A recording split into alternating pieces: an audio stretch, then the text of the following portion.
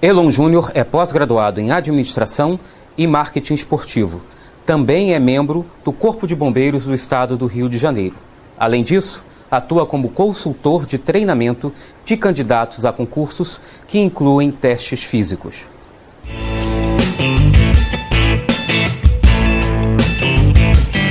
Elon Júnior, muito obrigado pela tua presença aqui nos nossos estúdios. Eu queria literalmente começar pelo início, né? Como foi que você despertou em você, ou você teve a ideia de começar a trabalhar especificamente na preparação física de candidatos para concursos que exigem os testes físicos? Certo. Né? Antes de mais nada, eu queria agradecer o convite da Folha Dirigida, que eu entendo que é um assunto tão importante e que para a mudança de comportamento dos candidatos precisa dar informação. Muitos candidatos desconhecem até que tem um teste físico no concurso dele. Eu comecei com esse projeto quando, em 2000, trabalhando no Centro de Educação Física do Corpo de Bombeiros, eu senti a necessidade, né, de uma preparação específica, porque o índice de reprovação era muito grande. A gente aplicava o teste físico para ingresso na corporação, tanto para soldado como para oficial, e eu via lá que os índices eram altos. Gerando em torno de mais ou menos quanto? Cerca de 40% de reprovação. Ou seja, pessoas que passavam na prova escrita e chegavam quase com o pé lá dentro, acabavam ficando reprovadas. Exatamente. E aí eu vi que nos anos subsequentes, os filhos de bombeiros, outros candidatos que passavam na prova, iam nos procurar porque eu não sabia como seriam avaliados. E eu vi que aquele índice permanecia e não tinha nada específico. Em 2004, quando eu me formei em Educação Física, eu comecei a trabalhar com esse segmento de preparação física para concurso e foi uma novidade que veio acrescentar aí na preparação dos concurseiros. Agora, a tua preparação física tem um diferencial que vai para além do físico, né?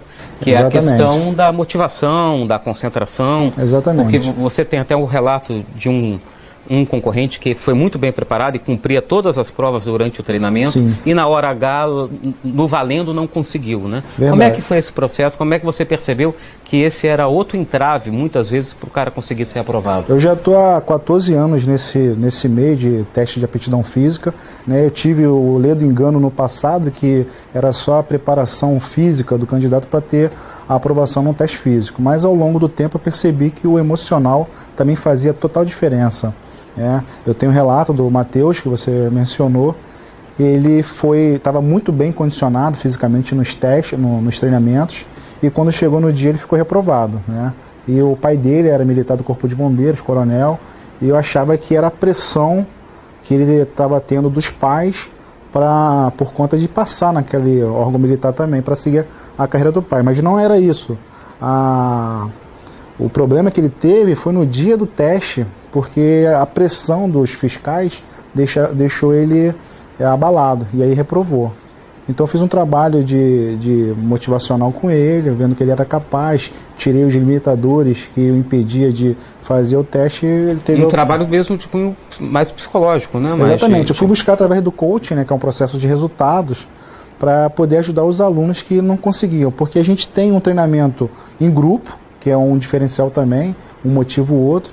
Então é um treinamento para todos os alunos, e no treino uns conseguem aumentar a performance, outros não.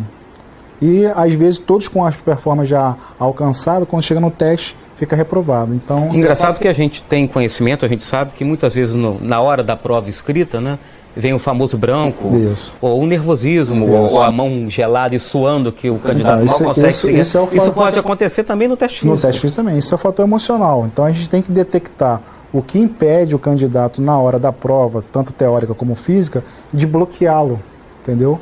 Para ele trabalhar isso antes de chegar no dia da prova fazer, porque os candidatos já sabem o que tem que fazer. Agora, dos principais concursos que cobram teste físico, né, como etapa eliminatória, né, lá no final, quais são os que fazem as exigências mais assim severas, são os mais puxados? Divulgado na mídia aí se acha que é a Polícia Federal, né? Mas a gente já tem aí o Corpo de Bombeiros que cobra o mesmo índice, homem e mulher, não tem diferenciação. A Polícia Federal ela tem uma diferenciação tanto nos índices como na performance, na biomecânica do movimento.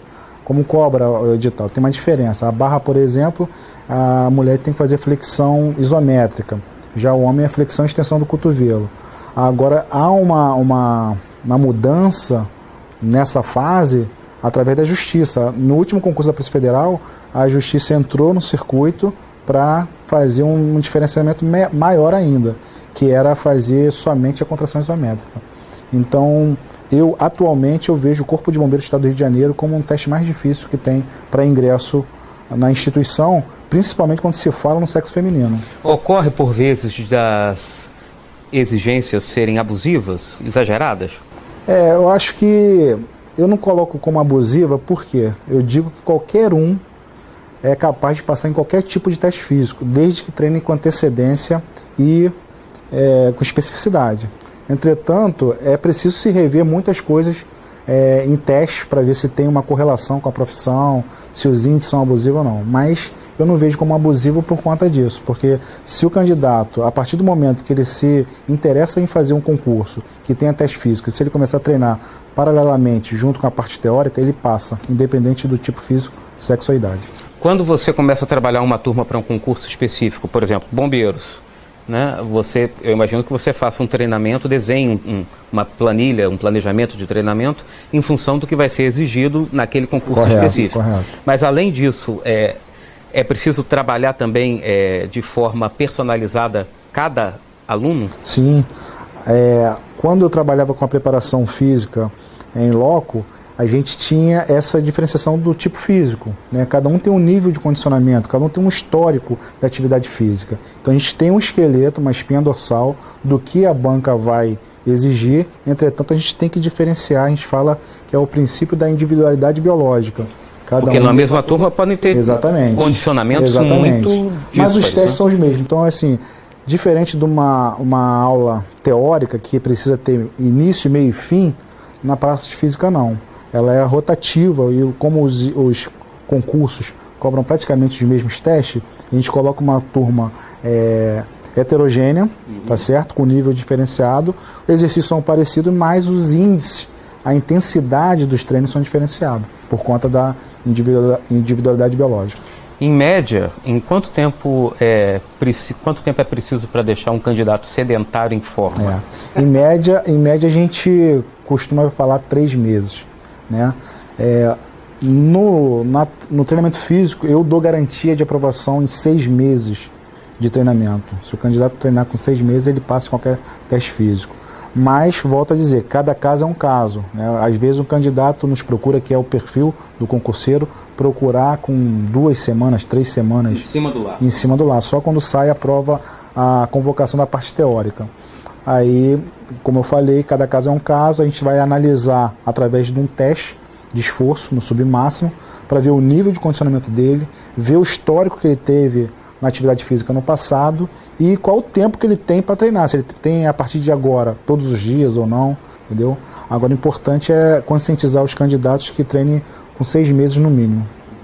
Agora, eu imagino que a questão do bom condicionamento físico, ou pelo menos da prática regular de exercício, ela ajude não só o candidato do concurso que tenha teste físico, Perfeito. Eu acho que isso ajuda até mesmo o candidato que está num concurso que não contempla essa fase. Sim, até mesmo a parte teórica, porque a atividade física ela produz, né, no ser humano vários hormônios de prazer, de disposição. A famosa serotonina. Serotonina é uma delas. E aí você consegue ter mais disposição para trabalhar, para estudar, ter mais disposição, uma capacidade de armazenamento de dados maior, de memorização, ou seja, tudo que você precisa na parte teórica. E aí os candidatos têm o ledo engano que ele vai perder 1 hora do dia para treinar e entretenimento a parte teórica. De deixar de estar estudando matemática, contabilidade, isso é um erro ou qualquer clássico, outra coisa. Entendeu? Se o candidato conseguir administrar seu tempo e tirar 1h30 por dia, ele vai ter benefício além da parte física no TAF, na parte teórica também. Isso aí já estudos comprovam isso. Agora, você tem uma vantagem, você e seus alunos, né, que a gente está falando do Rio de Janeiro, né? Muitas das suas aulas são feitas em ambientes públicos, ao ar livre na cidade, né? Você usa muito a praia do Flamengo, Praia de Botafogo. Praia de Botafogo.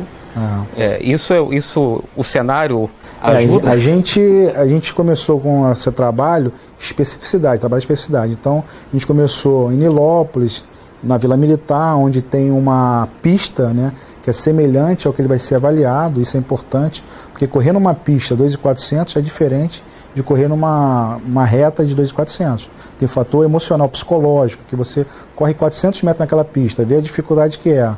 Bota uma segunda volta, dobra a dificuldade e você coloca na cabeça. Ainda faltam 3, 4 voltas. Isso aí começa a cair a tua performance. E aí o pessoal da Zona Sul não ia para a Baixada, né, para a Zona Oeste. E a gente abriu um leque aqui em Botafogo para poder atender esse grupo. Mas periodicamente tem que ser feito um simulado para poder fazer o trabalho de especificidade. Embora a praia também tenha um trabalho muito bom na areia, né, que tem um ganho de performance. Mas quando a gente leva para a parte de pista, trabalha mais emocional do que o próprio físico. Você ingressou no Corpo de Bombeiros quando? Eu sou militar do Corpo de Bombeiros desde 1991. Eu estou há 23 anos na casa, né?